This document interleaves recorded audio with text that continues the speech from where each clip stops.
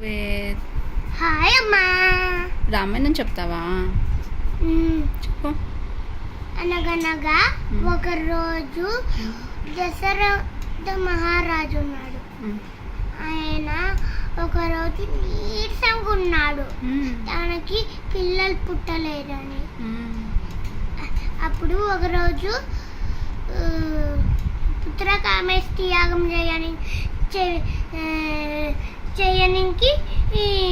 చేపించడానికి ఒక మహర్షి వచ్చినాడు. ఏం పేరు ఆయన పేరు? అదేదో మిత్రుడు, విశ్వామిత్రుడా? విశ్వామిత్రుడు వచ్చిండు. ఆయన చెప్పిండు, మీరు పుత్రకామేష్టి యాగం చేస్తే మీకు పిల్లలు పుడతారు అని. అప్పుడు పుత్రకామేష్టి యాగం చేపిస్తే అగ్నికుండంలో నుంచి దివ్య పురుషులు వచ్చి ఆయనకి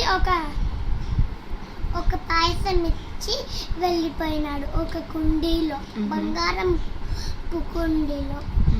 అప్పుడు ఒకరోజు దశరథ మహారాజుకి ఒకరోజు రాముడు, లక్ష్మణుడు, భరతుడు, శత్రుఘ్నుడు అని 4 పిల్లలు పుట్టినారు.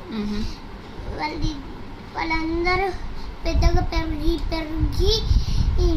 గురుకులంకి వెళ్ళినారు. వచ్చి వాళ్ళు వెళ్ళిన తర్వాత అన్ని యుద్ధాలు నేర్చుకొని వచ్చింది. అప్పుడు ఒకరోజు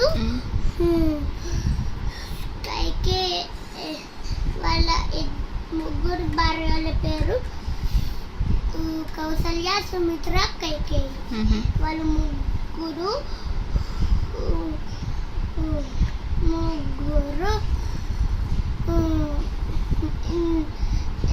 నలుగురు భార్యలు లేరు కదా, ఈ 4 పిల్లల్ని ఏం చేద్దామబ్బా అని అనుకుంటారు. అప్పుడు దశరథుడు కూడా ఒక పిల్లోడిని తీసుకుంటాడు. అయితే అంతే. అవునా?